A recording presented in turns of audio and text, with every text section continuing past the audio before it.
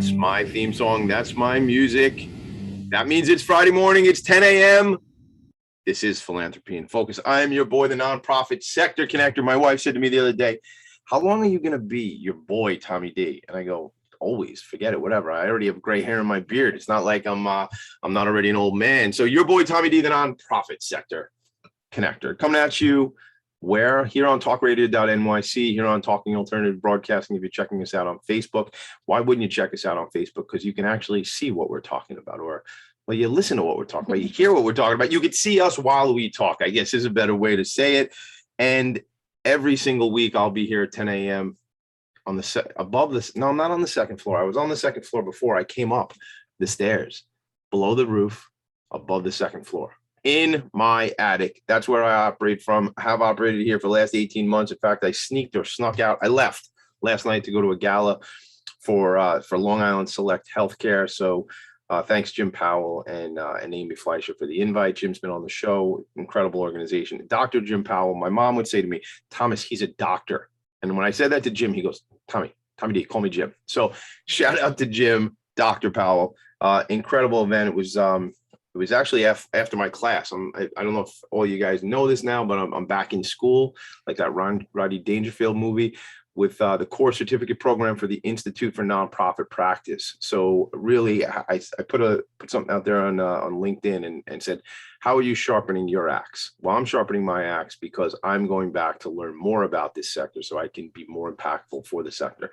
So talk about impact. Let me talk to you about this show, this program. It's called Philanthropy in Focus. And every single Friday morning, I visit with a leader of a nonprofit organization. Sometimes it's the executive director or the CEO.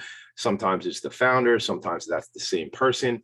And we have a story time. We learn about their organization. We learn about their mission. We learn about their programs. We find out why they're in nonprofits, or why they're in service work, why they got involved.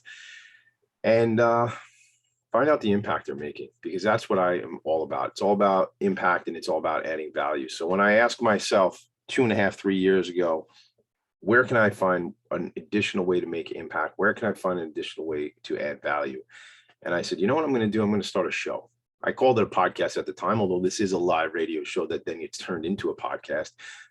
But I said, I want to interview nonprofit leaders to help them tell their story. And as I say all the time, amplify their message. I'm all about amplifying the message because it's about telling these stories. I believe, and if you've visited with me before, if this is your first time, I'm going to point it out to you again, or for the first time. Nonprofits change our world every day. They make impact. They add value, as I've said now.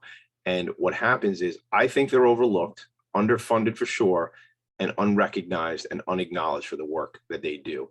And my answer to that challenge or problem is Philanthropy in Focus. It's a show, but it's a movement. 60 days of service. I'm running around doing nonprofit service. We may get into that today because, Melinda, I have some ideas about how I might be able to do some service work for your organization. And I'm sure, you know, albeit maybe a middle-aged guy, I'm able-bodied. You could probably find some service work for me to do for your organization at some point before the ball drops in Times Square, because I finished day 16 and 17 this week. So speak about sharpening your axe, Tommy D, a lot of wood to chop before the end of this year to make sure I hit my number, hit 60. So let's get right into this conversation. Melinda, you and I actually, I'm going to read some information. First, let me do what I like to do. I like to say, welcome to the show and welcome to my attic. Thank you for having me, Tommy. It's an honor. It's awesome. Glad to be in your attic. Well, I'm glad to be sort of in your basement at the same time. So yes. I saw a friend of mine last night, Hey Yolanda Urbano Gross from Options, and she said she's been on the show, and she said she was at this event for Long Island Select Healthcare, and she said, Tommy, I want to be the first person that actually gets to do a real live interview in the attic, like not virtually. She goes, I want to come to your house and go in the attic. I said, well, listen, I'll have to clean up the attic and we'll have to figure this out. But maybe that's a 22 situation. Talk to Sam Leibowitz on the other side of the glass, Sam. We might be doing the show literally in the attic. So we'll figure out all that out down the road, guys. I will try to get off of these topics and move into the topic at hand. So Angela Caranudo Rosen was the one who originally introduced you and I. So if she's listening, what's up, Angela? Thank you for making the connections. It's all about the connections, right? This is it, the nonprofit sector connector. That's what I do. I meet people. I say, I want to help. And then they introduce me to their friends who run organizations. And when in 2020, when this was like, when I wasn't even doing a show here on talk radio, I was doing a show here in the attic. It was, and you were one of my guests. You and Angela and Melinda came on the show, and it was the show was a little different then, not much different, but it was just the three of us meeting, and I recorded it, and then I put it on YouTube. And there's no radio, there was not a lot of support. I didn't have a theme song with lyrics. Hint, hint, you haven't heard the lyrics yet. You'll hear them when we get back from the break. It's usually a chuckle for my guests for the first time they hear the song. But this is, you've been with me before, so we're just going to have a great conversation. Great. I know your organization is making an impact. I want you to share with my guest. I know we need to talk about legislation. Listen to me, folks. If you're connected at some levels in government here in New York, and you have the ear of Ms. Hochul, we need to talk. We need to connect with you. And that's just a teaser, but Melinda and I will get into that today. So, all right. So let me read a little bit of background real quick. And then Melinda, this is your story. This is your show. I'm just here to be the navigator. So the Dominic A. Murray 21 Memorial Foundation provides heart screenings for children, teens, and young adults for the early detection of risk factors and conditions that may lead to sudden cardiac arrest.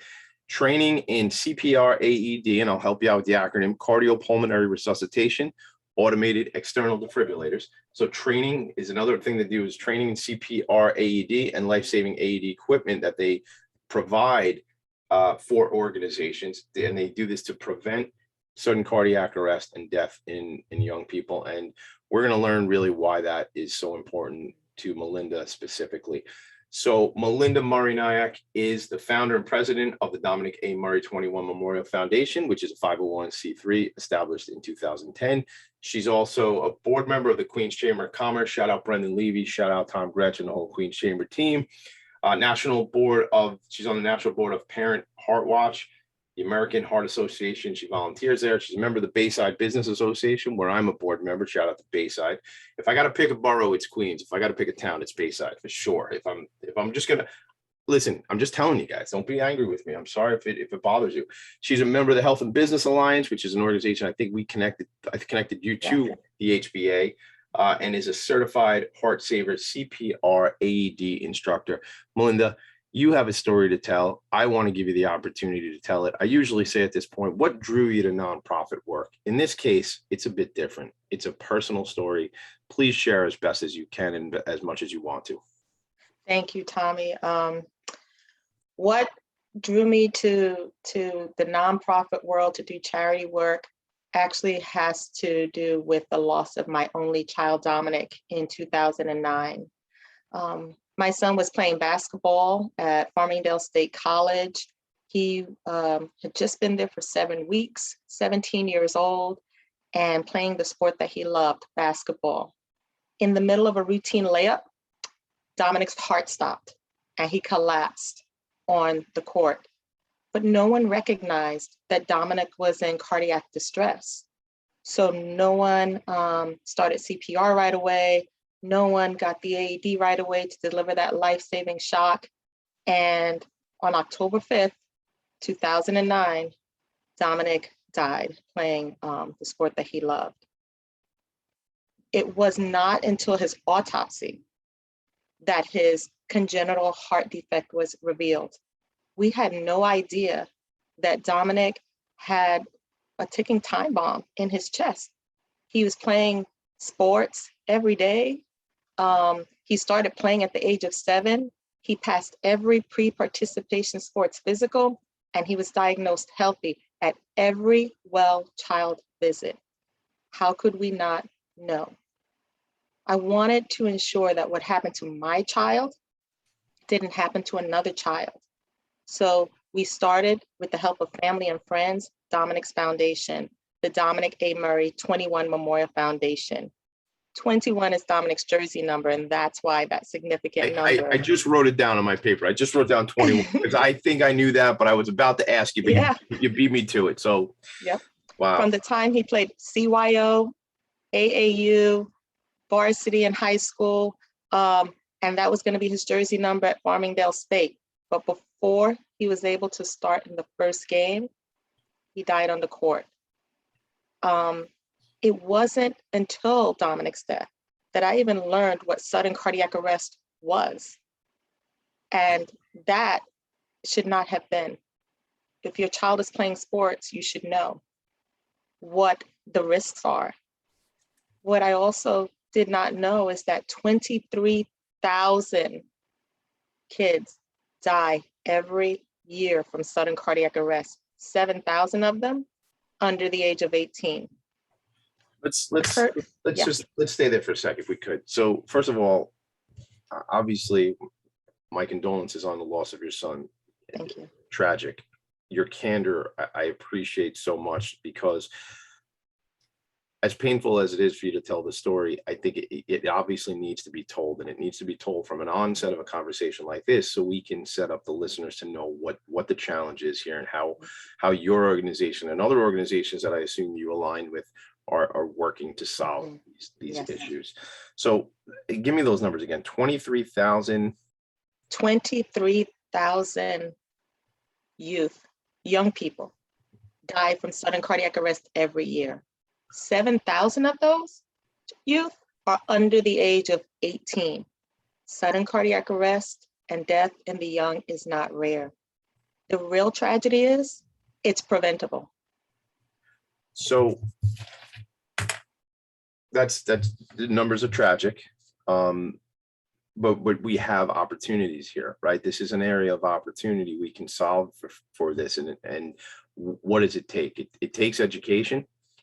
Education on what sudden cardiac arrest is, its signs, symptoms, and risks, bringing awareness to it, knowing that it's preventable, screening young hearts for underlying heart conditions with an EKG or an echo, because you and I both know, and we spoke in the past, that a stethoscope cannot detect heart disease in a child. Mm-hmm. And is that so? So let's talk about that. So you're saying in a typical physical, that's the check, is Yeah. with a stethoscope. And I didn't think I was, when I heard you say it, I didn't think I was going to pronounce it correctly. I think that's the first time I've ever said it the right way. I'm not really well. I'm not even going to try it a second time. But that's not going to be accurate enough. That's not going to give the information. No. Look in Dominic's case, and many children like Dominic all over the world.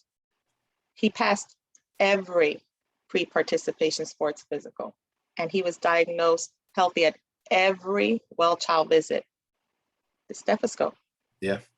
So when we talk education, we'll get into programming in our next segment or the one after that. But when we talk about education, is it schools? Is it the Boy Scouts? Is it different sports leagues? Like, where are you trying to access people? I'm guessing you can say yes to all that, Tommy D. Like, right, obviously, but where?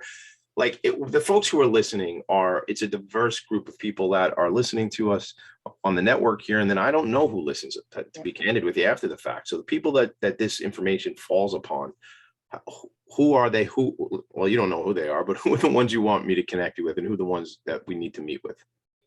I will say all, but let me break it apart for you and just tell you why it's significant. When you think about the schools, students are in schools. They participate in sports activities, school-related activities.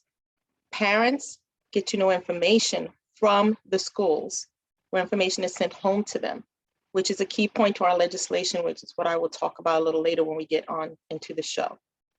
Information provided to the students and their families on what sudden cardiac arrest is, its signs, symptoms, and risks is critical. Parents don't know what they need to know if no one educates them on this. And that's why it's important that the schools, school districts, schools, public and non-public schools, all. My son played in youth organized sports, basically AAU, CYO, different leagues. Yep. They need that information as well. Their parents, sometimes parents run those programs. You know, your CYO coach could be that parent. They need to be made aware. Yeah. That's why we go out there and we talk to organizations. We show up, we train in CPR and how to use an AED, because those two life-saving measures will save a life. So Thank you for that. And first of all, I have 4 children of my own, and I do not know the signs of sudden cardiac arrest. So shame on me, but I tell you that, and I'm full transparency here on the show, guys. You know that already, but probably most people aren't aware of the signs. And so when we come back, maybe we could discuss the signs a bit. And so people, if they never get this programming in their school, at least from what they should be aware of, we can talk about that. We're going to take a quick break. We'll be back in about 90 seconds. When we come back, we'll talk about some of the signs. I want to talk about the schools. I want to talk about how we get you into those programs and obviously the legislation. So this show is called Philanthropy and Focus. It was a seedling of an idea. It came out of my imagination, and now it's here, almost 40 episodes into this program. We go live every Friday morning. Melinda Murray-Nyack is here with Dominic A. Murray 21 Memorial Foundation, Dom 21, Dom Hart 21. We'll be right back. Tommy D in the Attic with Melinda. Thank you. Thank you. Are you a business owner? Do you want to be a business owner? Do you work with business owners? Hi, I'm Stephen Fry, your small and medium-sized business or SMB guy, and I'm the host of the new show, Always Friday. While I love to have fun on my show, we take those Friday feelings of freedom and clarity to discuss popular topics on the minds of SMBs today. Please join me and my various special guests on Friday at 11 a.m. on talkradio.nyc. Are you a conscious co-creator? Are you on a quest to raise your vibration and your consciousness? I'm Sam Leibowitz, your conscious consultant. And on my show, The Conscious Consultant Hour, Awakening Humanity, we will touch upon all these topics and more. Listen live at our new time on Thursdays at 12 noon Eastern Time. That's The Conscious Consultant Hour, Awakening Humanity, Thursdays, 12 noon on talkradio.nyc.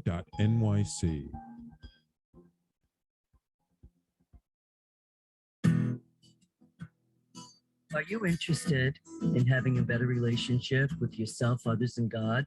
Greetings. I'm your host, Dr. George Andow, for the show A Journey Through into Awareness. On my show, we journey into the awareness that the mind of God is the true seat of our personal consciousness. We join together each Monday at 7 p.m., so tune in on Talk Radio NYC. You're listening to Talk Radio NYC. Uplift, educate, empower.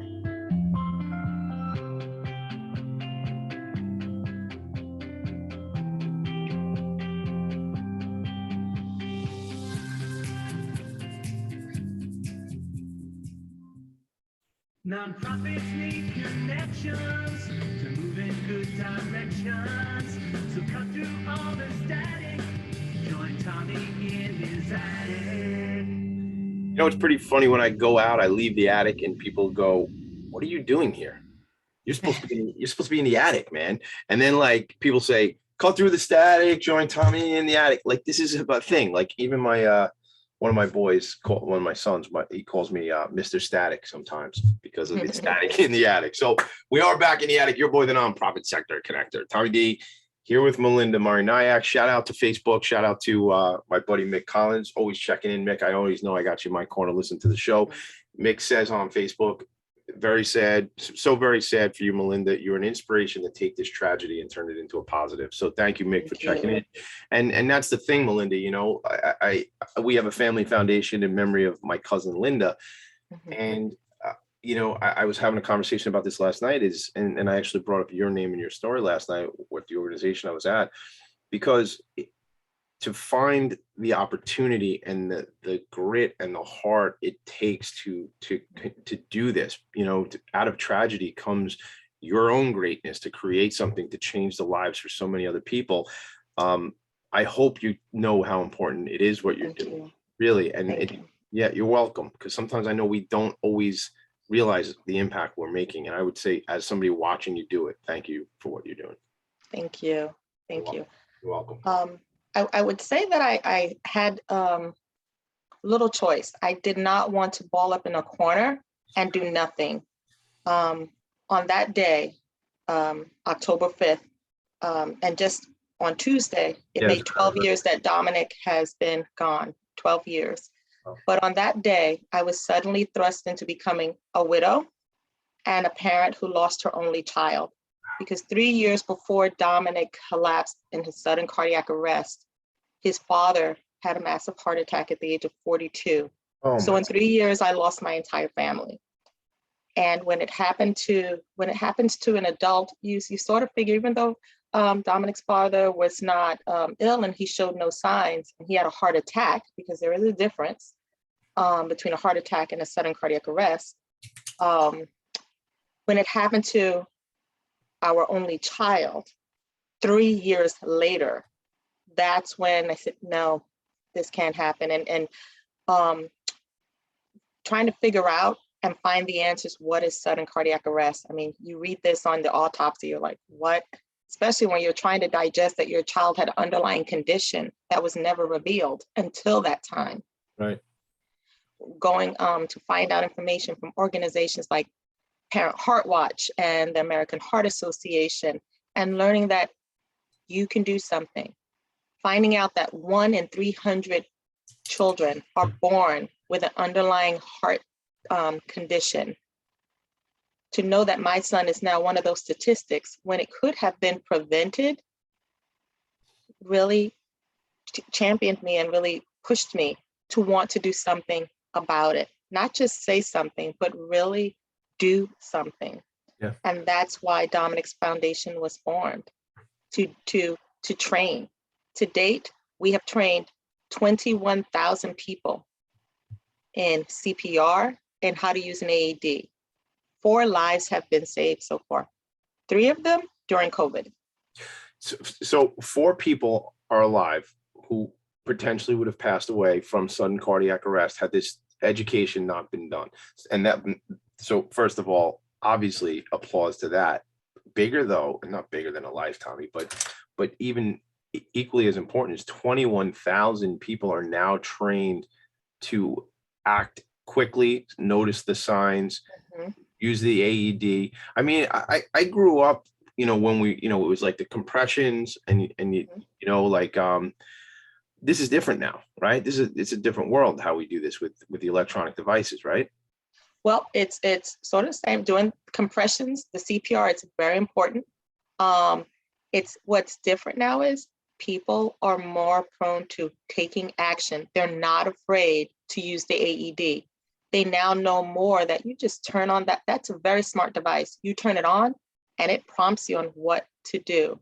Okay. But, and then not only do we provide the training, we do also donate and help place AEDs in youth serving organizations, businesses, gyms, places of worship.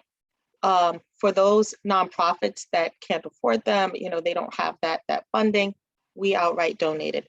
For those who want to place it, and they can afford it, for-profit organizations, we're able to direct them on the right path, help them develop their emergency response plans, because that's really necessary and needed. We donate them to schools.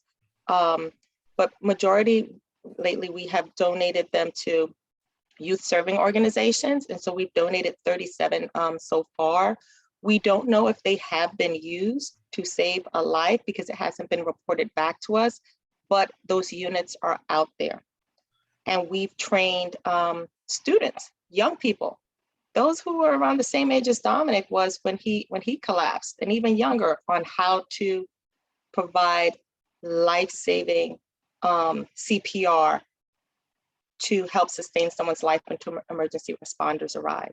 I mean, that's the critical moments, right? I mean, if somebody makes the call, the EMTs are going to be there, but it's what happens in between. How do you bridge that gap of time and act quickly? I love the fact that you're saying young people can do this and can be trained in it.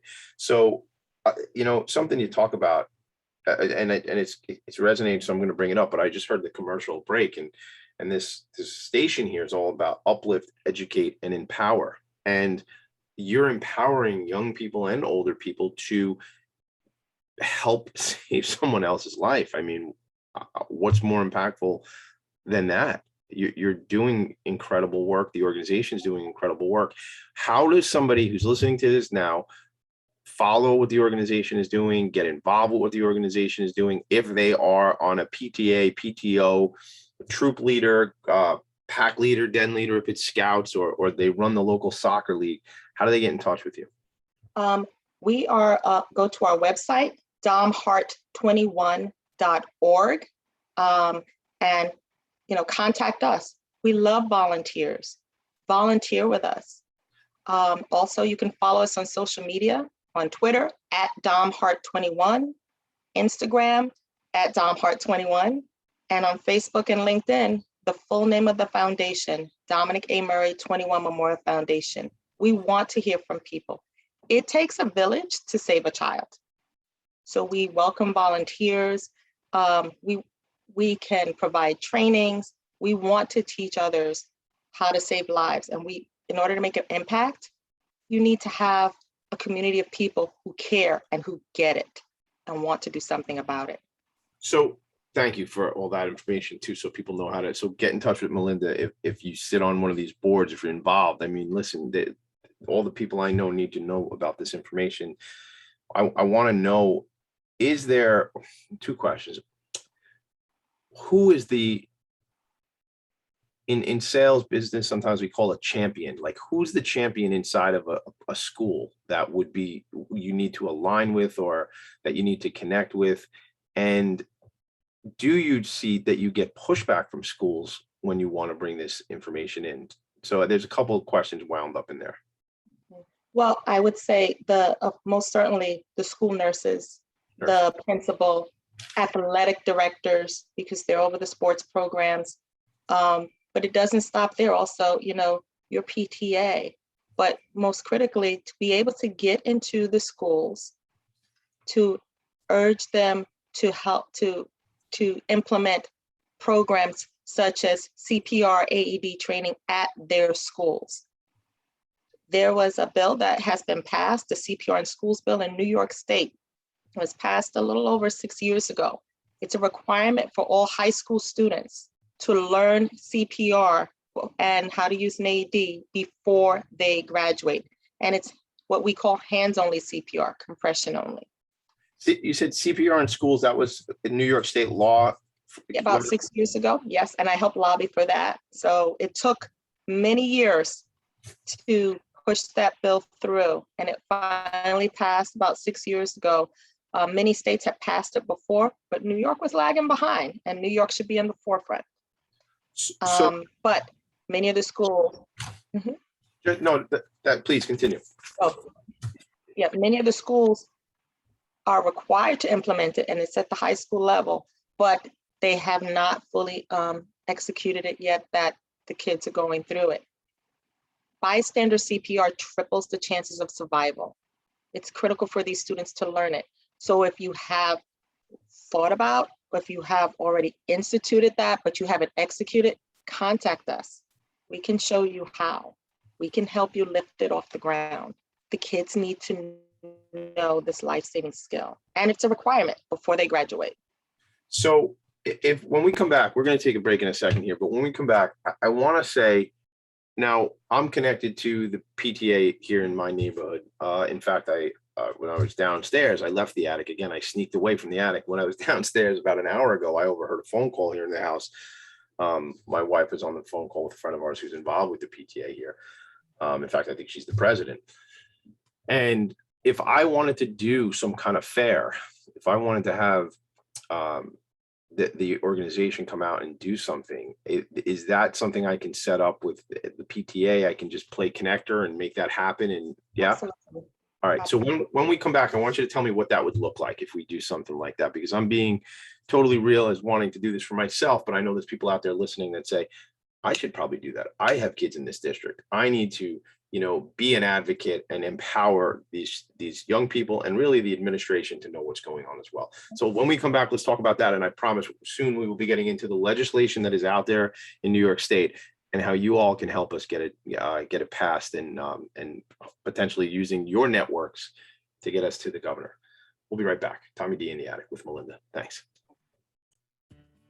Greetings. I am Joseph Franklin McElroy, host of the new podcast, Gateway to the Smokies. It airs on talkradio.nyc every Tuesday night from 6 p.m. to 7.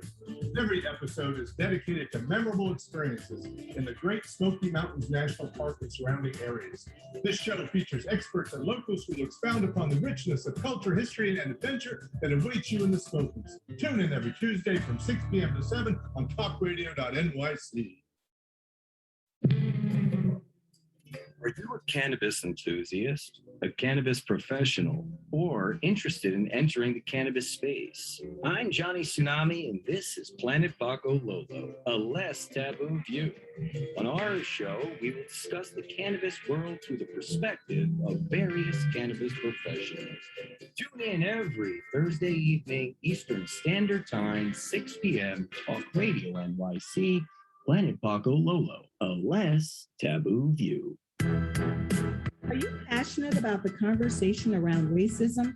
Hi, I'm Reverend Dr. TLC, host of the Dismantle Racism Show, which airs every Thursday at 11 a.m. Eastern on talkradio.nyc. Join me and my amazing guests as we discuss ways to uncover, dismantle, and eradicate racism.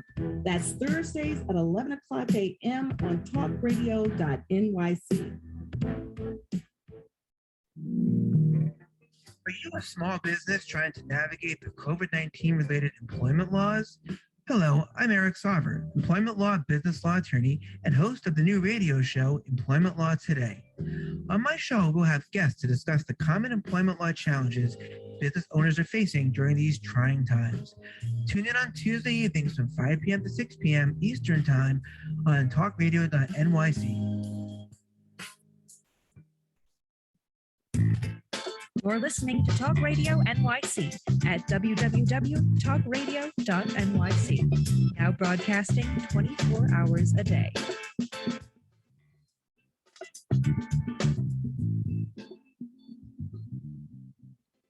Nonprofits need connections to move in good directions. So cut through all the static. Join Tommy in his attic. You are listening to talkradio.nyc, and I would encourage you to stick around after my program, Philanthropy and Phocus, for my boy, the SMB guy who's checking in on Facebook. Shout out, Steve. He said when I said we'll have a fair, he spelled fair on Facebook, P-H-A-I-R, because that's how we spell things here in the attic. Everything starts with the PH. Even Tommy D. The PH is silent in Tommy D. I don't know what I'm talking about, Melinda. I'm just trying to entertain. So some of it just comes out, and I don't even know if it's good when I say it, but sometimes it works out. So stay tuned for Steve Fry after this. Always Friday, the SMB guy. And then after that, the entrepreneurial web. But we are Philanthropy in Focus right now. And let's focus on this. Let's focus on the fact that 23,000 young people die from sudden cardiac arrest each year. Preventable. 7,000 of those people are under the age of 18. Again, preventable. Congenital heart defect is what unfortunately took the life of young Dominic A. Murray. Melinda, give me the solution here, man. Let's just enough being professional. Let's break it down, man. What are we doing? How do we fix this? I always say heart screenings. We need to see what's going on inside. Stethoscopes are not enough. CPR, knowing how to provide those life-saving compressions. AEDs, making sure they're where youth congregate, actually where all people congregate. Make sure that it's within distance, that you can get to that AED and back to that victim within 3 to 5 minutes. Knowing what to do and doing something. Educating all our youth, young adults, all. It's just a no-brainer. It's just that simple. Knowing that sudden cardiac arrest is the #1 killer of student athletes in the United States. But it just doesn't affect athletes and athletes alone. It can affect anyone. It can happen while you're sleeping. It could happen while you're just sitting in the classroom. It could happen while you're playing sports. That's why it's critical to recognize the signs. We talked about that a little bit. And we And didn't some- really though. So what are the signs? What should, if I'm the science teacher and I have 19 kids in my class and all of a sudden somebody's experiencing an episode, what am I looking for? A sudden cardiac arrest victim will start gasping, gurgling, have seizure-like symptoms, and immediately, if they immediately just collapse, because what a sudden cardiac arrest is, it's when your heart abruptly stops and then your vital organs begin to shut down. Whereas a heart attack, many people can tell you they feel pressure on their chest, and they're able to speak to you a bit and let you know that they're going through some signs. So they're able to speak to you. A heart attack can lead to a sudden cardiac arrest when your heart then just stops. So a heart attack is more like a plumbing problem, the constriction of your arteries. Sure. And a sudden cardiac arrest is more of an electrical. Shout out to all the plumbers. I know we have a lot of plumbers that listen to the show, so we always like to throw in a quick plumber analogy. So that's Exactly. So it's like apples and oranges, but a heart attack will lead to a sudden cardiac arrest. wow. So we have, I don't even want to say, I mean, listen, as a guy in his 40s, anytime I get chest pain, I go to the emergency room. That's just that's a policy. I know, and I know I'm probably in the minority of, I because some guys just go, no big, but I would encourage you, if you're having chest pains, please go get it checked out right away. But with the sudden cardiac arrest, I can't tell you I'm in pain. My heart just stopped. That's it. Right. Now, when student athlete, they compete, they push themselves, they drive themselves to the limit. They may be experiencing some symptoms in advance. Basically, it could happen gradually. Fainting during or after physical activity, if they're startled and it causes them to faint. If they feel dizziness, fatigue, different things, there are different signs that your child may not tell you about because it's just normal, or they just don't want to really alarm their parents. So you need to look out for this. Family history is also critical. Know your family history. If there was a sudden death under the age of 50, if heart disease runs in your family history is critical. Knowing your family history. Don't just check the box when the pre-participation sports form comes home. Don't just breeze through it and check the box, assuming everything's okay. Really read what those questions are and think about it, and sit down with your child and go through that pre-participation sports form with them. Many parents just check the box. No doubt. Such great insight, because I think people do just go, oh, yeah, we're good. You feel good? Cool. Move on. And so when you talk about screenings, let's go to this fair that now Steve and me on the Facebook have created an entire thing, because that's what I do, creating things in my head and then they actually happen in the real world. So what does this look like? If I pull this off, what is it like? Who do I need to be involved? What is the day? I'm assuming it's like a Saturday morning, Right. Well, it's not a fair. I know. I don't know why I'm calling it a fair. No, but we got to get them there. So we might have to call it a fair to get the people there. We basically work with the schools. Like we have a program that's called Heart Screen New York. It's an affiliate program that our foundation and another foundation partner to do, and it's twice a month, October and in March. And we go, we have them in the schools because you want the athletic directors, sports teams to be involved. So they're carefully planned. We have a waiting list. So we have schools that are on the waiting list. So this is not something like plug and play. Like if we wanted planned. Well planned. All right. So there's a waiting list. Right. So we'll connect with the schools and actually provide them a presentation, let them know exactly what's involved. And we provide the screening. It could go for 400 kids that we can screen. And let me tell you the magnitude of the heart screenings. Yeah. What it basically is a $1,000 grant per child that's basically given to this child because they do not pay for this screening. The foundations absorb the cost of the screenings. That's why our foundation relies on fundraising to provide the programs that we do. What if there's, I want to challenge this for a second.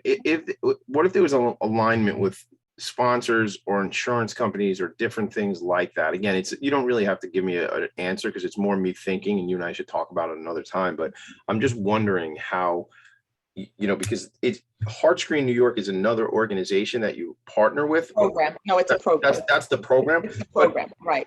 But I mean, So that's $400,000 to do that. Is that right? Right. So we have sponsors. Okay. And we also fundraise for it. Okay. Now, when you think about the $1,000, I'm going to tell you what it is and why that's considered a grant. Okay. Because what the student receives is a heart sound physical, so it's a physical. They also get a EKG, which is an electrical cardiogram, which monitors the electrical activity of the heart. An echo if it's needed, if something is triggered, if it's needed. And they see a pediatric cardiologist and other cardiologists. And I'll tell you the importance of a pediatric cardiologist when it comes to a child who is screened. We screen between the ages of 12 and 25. What a pediatric cardiologist will recognize in a child, teen, or young adult, they would recognize when an adult cardiologist may miss. And that is why you focus on that. Also, part of the program, they learn CPR and how to use AED, and they are also provided information on sudden cardiac arrest. To date, the program has screened it's actually close to 6,000 youth, and 102 have been identified at risk. And we've been doing this since 2011. So you've literally, you talk about saving 4 lives through the other program, but countless lives have been saved through this other program by uncovering these things that now can be addressed. That, as you said earlier, in Dominic's case, was a ticking time bomb. You didn't know. You knew nothing about this until unfortunately it passed. So how, for those types of programs, how does a school qualify? See, I'm on the mindset, like so let's just say the money's not there. Like, is it fair to assume that you have a waiting list because is it budgetary or? No. Okay, so. Well, basically, it's actually being opened in the school. So we really go to the high schools, right? Okay. So and there's some schools I have in mind, which I will, talk to you about. We could do that, but you really focus on the high schools specifically. Right, because the high schools and middle schools, but we go into the high schools basically because they have, majority of students. And that's basically where we've always done it within the schools, because you need the buy-in from the principal, athletic directors, all involved, and they have access to the kids. Yep. And it is always done on a Saturday. Okay. And the waiting list is because we have schools that have already reached out to us. So it's not like some school would not be in it because of something budgetary. That's not the case at all. It's because we have it twice a year. Right. It's manageable. We have volunteers from medical students to nurse practitioners to cardiologists, many different reputable hospitals and organizations that have been with us since 2011, and they volunteer their time. They are amazing.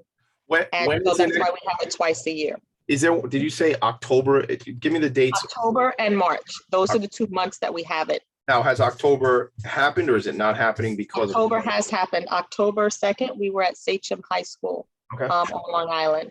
And that was our first screening since COVID, since the COVID pandemic, right? Yep. Obviously, things are on hold, guys. Everything's a different world. So we know that. All right. So let's tease the audience a little bit. When we come back, we're going to do another break. When we come back, we're going to talk about what the legislation is, how it's taken you to get here. And really, this is when I need you all to pay attention, gang. What we need, how we need you to help us out through your relationships, through your connections, through people to get what I need. And I'll tell you what it is, what Melinda and I need. So when we get back, we'll talk about what it took you to get through this legislation that's out there, and how to solve it, how to check that final box. So Melinda and Tommy D in the attic, Philanthropy and Focus. We'll be right back. Hey everybody, it's Tommy D, the nonprofit sector connector, coming at you from my attic. Each week here on talkradio.nyc, I host the program Philanthropy in Focus. Nonprofits impact us each and every day, and it's my focus to help them amplify their message and tell their story. Listen each week at 10 a.m. Eastern Standard Time until 11 a.m. Eastern Standard Time, right here on talkradio.nyc.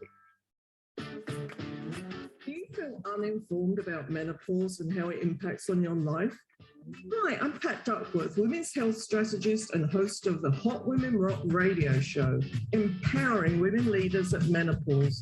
Join me every Thursday at 10 a.m. Eastern Time, 3 p.m. UK time on talkradio.nyc for interviews with inspirational women who will share their top tips to rock your world. Have you ever thought of reinventing yourself? Are you looking to create a new life's journey? Hi, I'm Kevin Barbaro, host of Coffee Talk XL every Tuesday night live, 8 p.m. Eastern on talkradio.nyc. Tune in live to hear me and my guests from a variety of different backgrounds. As a former college coach and a current full-time actor and owner of multiple companies, my show is as eclectic as my life. That's Coffee Talk XL every Tuesday night, 8 p.m. on talkradio.nyc. You're listening to Talk Radio NYC at www.talkradio.nyc. Now broadcasting 24 hours a day.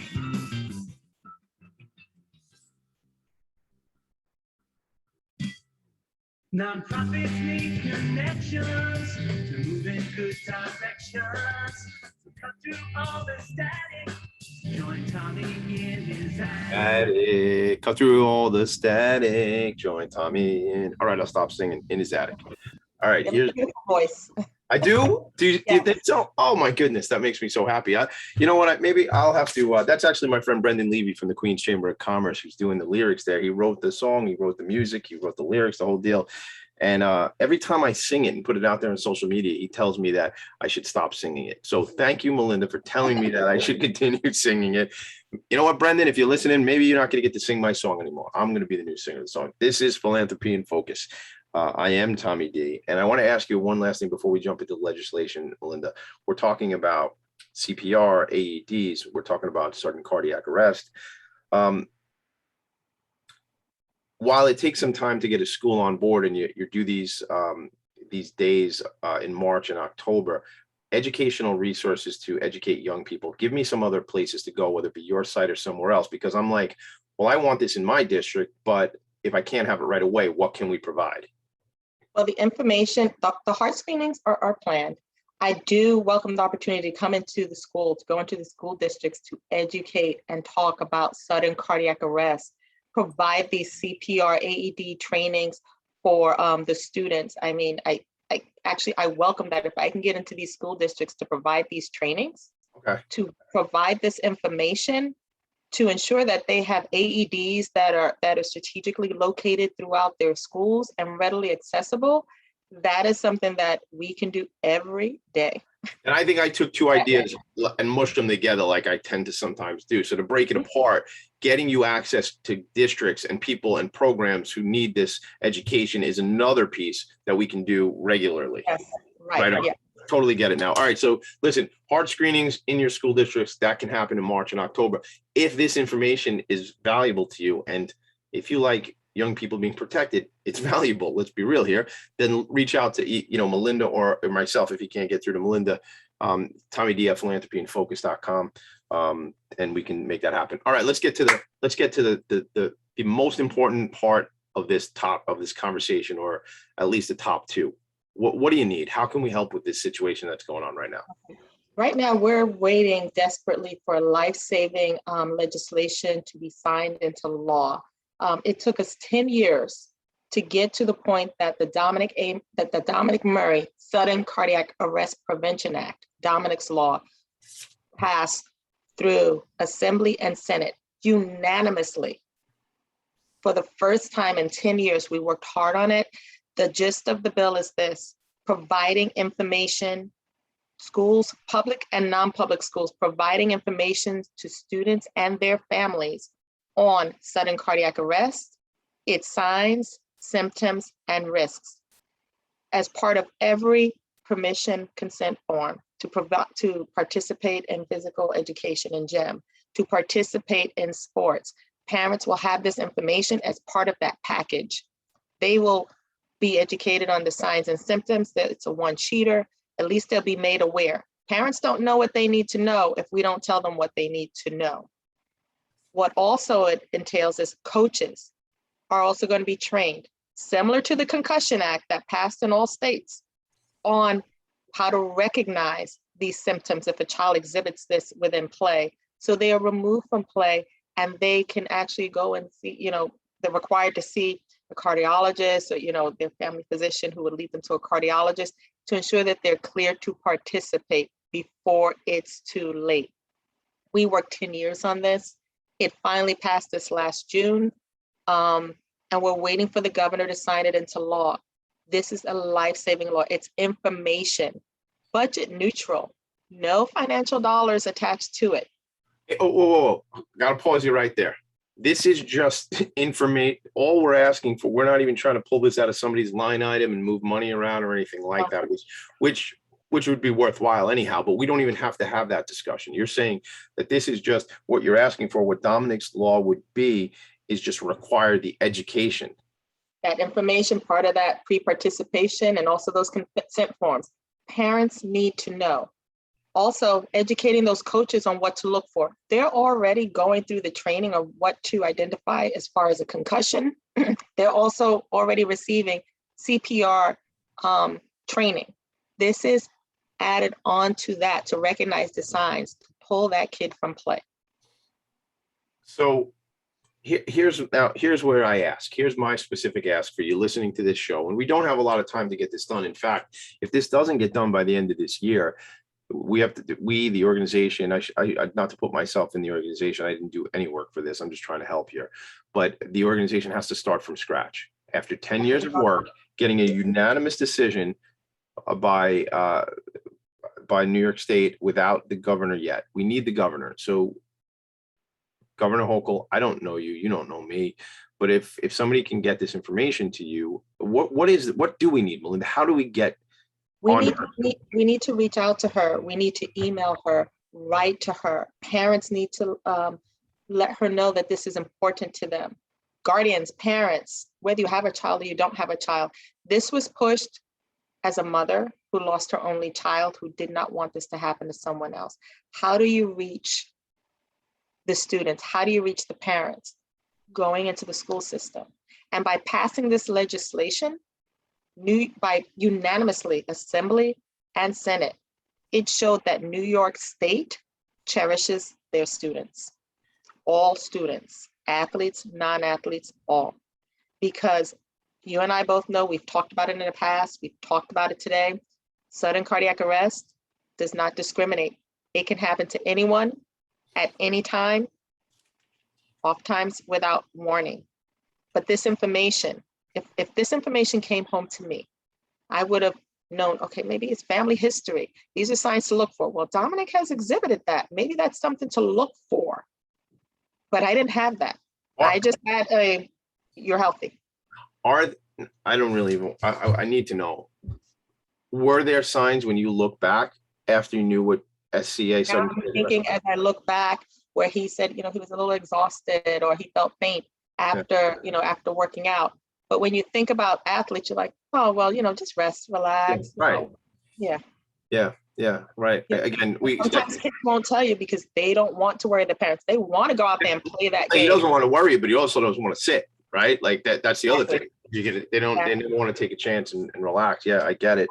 I learned so much on this program every single week. And we had Lisa Seeger on a couple weeks ago who had legislation passed in memory of her son Aiden to have infant testing for, and she's doing an incredible.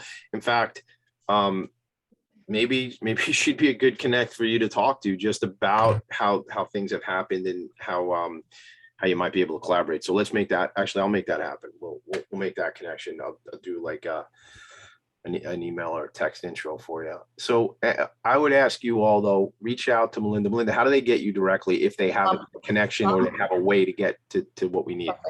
domheart21.org. and click on Contact Us, and your letter will come directly to me. domheart21.org. Melinda Murray-Nyack, founder. I said it up front. I'm going to say it again.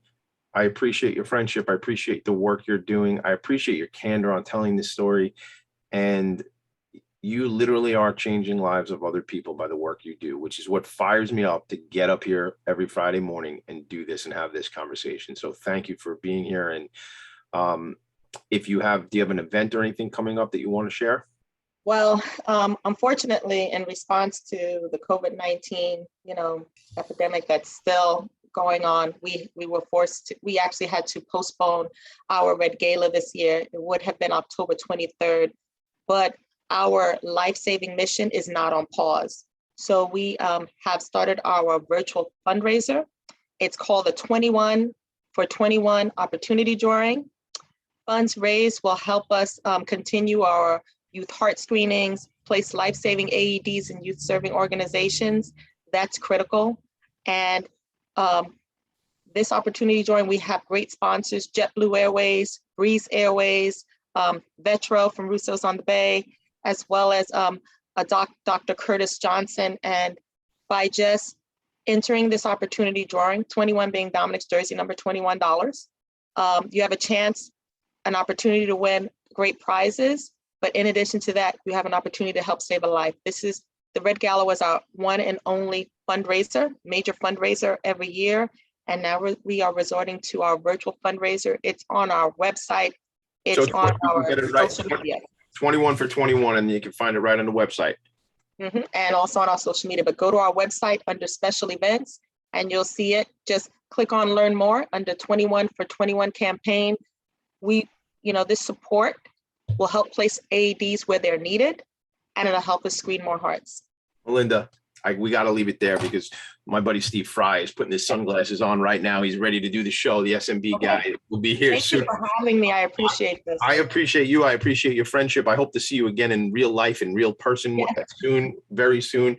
Thanks for being here. This show is called Philanthropy and Focus. It started out as an idea, and now it's a reality, like most things in life. But here's what I want to tell you. If you want to find me, TommyD.NYC on Instagram, TommyD.NYC on TikTok. We have a Facebook page. You can just track us down. If you're looking for me, you want to get me on an email, TommyD@philanthropyandfocus.com. Next week on the show, another friend of mine, Shannon Boyle from New Ground. I know Shannon for many, many years. New Ground works with struggling veterans and families to help break the cycle of homelessness and poverty. Another important topic. Right here, we will talk to Shannon. We will find out how you all can help. Melinda, thanks for being here. Thanks for everybody checking in everywhere, Facebook and live here, and then check us out on podcast platforms. Sam Leibowitz, you do a great job on the other side of the glass. Thank you for your leadership. Everybody, make it a great weekend. I'll see you later. Bye-bye.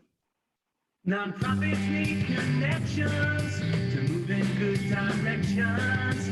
So cut through all the static.